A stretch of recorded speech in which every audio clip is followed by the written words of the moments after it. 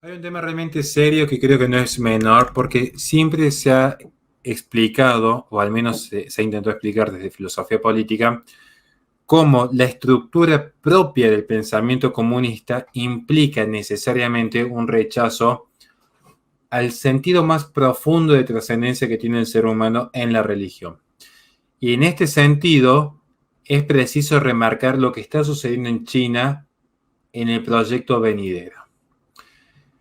Hoy, en este instante, Xi Jinping está queriendo llevar adelante un proyecto de sinización sistemática de las religiones dentro de su territorio, como de aquellos territorios que anexará próximamente, conforme el curso ordinario que tome la relación que tenga tanto con Taiwán, como ya lo tuvo en su momento con Tíbet, como eventualmente se especula con la ex Birmania. Pero esto es una especulación de la cual yo me hago cargo.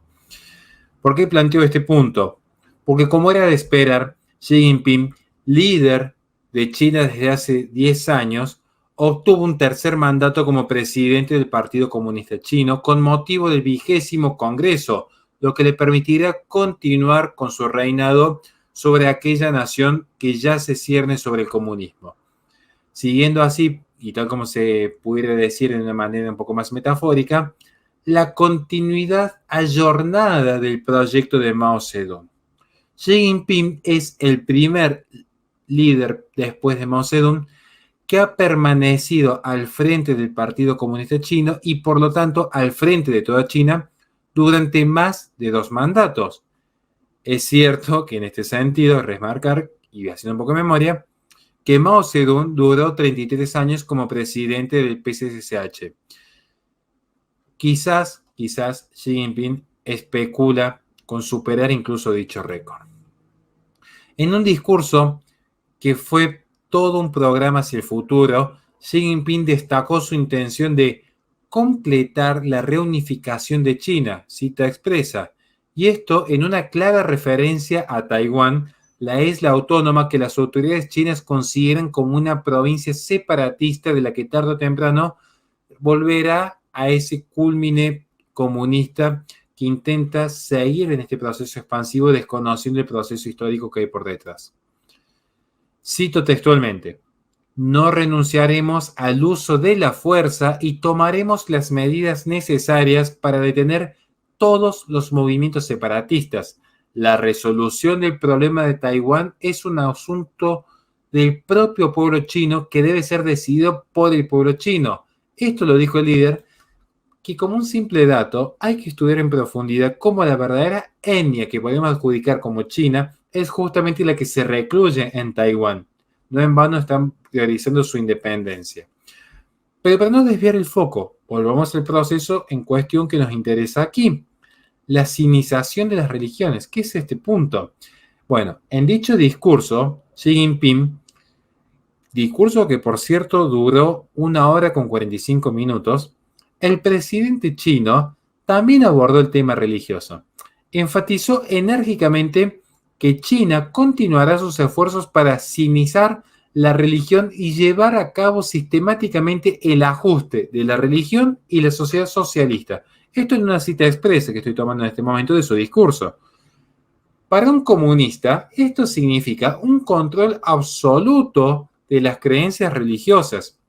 El gobierno chino utiliza en este punto, para tal propósito, aquellos organismos que fueron creados entre 1953 y 1957 con el fin de poder controlar las asociaciones religiosas a través de justamente organismos para musulmanes, budistas, protestantes, taoístas y finalmente católicos. Aquí aparece, por ejemplo, la famosa Asociación Patriótica Católica China, lo que es verdaderamente una iglesia cismática.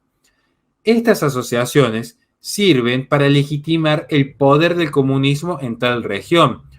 Por lo tanto, la Asociación Patriótica Católica China es, bajo un exterior religioso, una verdadera correa de transmisión de la ideología marxista envuelta en ciertas nociones católicas.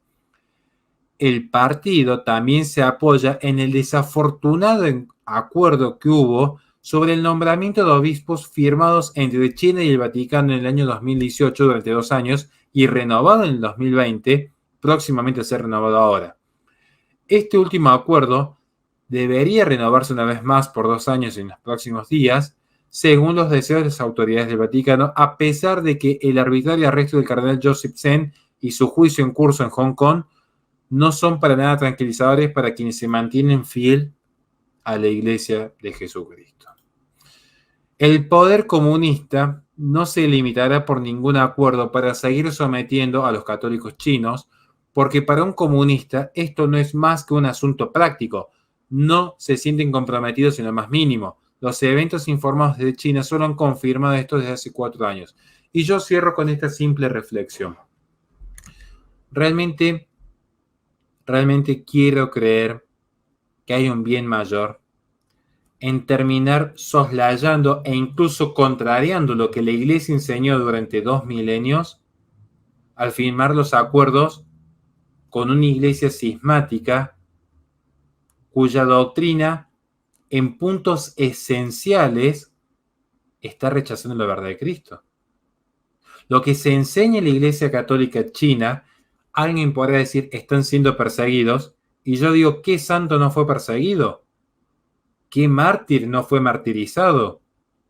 ¿Cuántos niños perecieron sin renunciar a la verdad en Cristo? Entonces me están diciendo que de repente la Iglesia que abasteció a santos, que abasteció a mártires y beatos en tiempos de tribulaciones, en tiempos de persecuciones, ahora cambia la metodología. Ahora hay que ayornarse al mundo, hay que ayornarse al Partido Comunista para evitar persecuciones. ¿Qué está primero, Dios o el mundo? Porque si está primero el mundo, uno entiende que quiera justificarse el salvar la propia vida antes que salvar la verdad en Cristo. Pero entonces ya no nos podemos decir católicos. O la Iglesia se equivocó durante 2000 años, y yo no lo creo, o quizás haya algo que uno no está entendiendo el por qué se firman acuerdos con una Iglesia que rechaza de base los puntos esenciales en la doctrina católica. Porque aquí está la verdad. La verdadera tradición es perseguida y se tienen que ir a misas en clandestinidad en China. Una China que, por cierto, no es solamente con los católicos, también con los uigures. Tienen sus propios campos de concentración. También con aquella facción del budismo que se encuentra relegada en el Tíbet. Cualquier vestigio genuino de religiosidad es perseguido en China. ¿Y ahora qué van a decir en este punto? ¿Cómo se va a intentar matizar lo que está aconteciendo allí? Hoy parece ser que hay una parte de la curia que está más preocupado por aquellos que sabemos rezar un Padre Nuestro en latín, están más preocupados por aquellos que simplemente rezamos un canon sellado a perpetuidad por San Pío V, entre tantos cánones reconocidos oficialmente, que por lo que está aconteciendo en China. Por no entrar en otros sínodos, por cierto, en otros mensajes ambiguos, por otros mensajes eclécticos. Porque la ambigüedad también dice, es parte del discurso de la ambigüedad. Yo lo que digo es, como dijo un gran obispo, con el mal no se dialoga. Yo al menos, y reconozco mi ignorancia en este punto, estoy siempre abierto a correcciones fraternas de gente que realmente sepa, que no me venga un tuitero ni un influencer, sino un sacerdote formado en la sana doctrina, que me explique este punto. ¿Por qué un acuerdo con una iglesia cismática? ¿Por qué un acuerdo con un régimen que la propia iglesia reconoció que es un sistema intrínsecamente perverso? Por eso, muestro desde aquí mi sincera preocupación por estos acuerdos que sinceramente escapan a mi razón, pero que en mi rol de comunicador me pareció importante transmitir para no seguir transmitiendo simplemente noticias de subió el dólar, que cae el Bitcoin, que ganó Alberto Fernández tal elección hace 2 años atrás, o que simplemente hubo una protesta en Colombia, sin desmerecer lo que está sucediendo en Colombia, mi solidaridad con ellos, pero creo que esto también es importante. No podemos desconocer la dimensión espiritual del hombre, que está en crisis, no me queda la más mínima duda, me remito a las pruebas concretas en pantalla. Nada más, caballeros, y muchísimas gracias.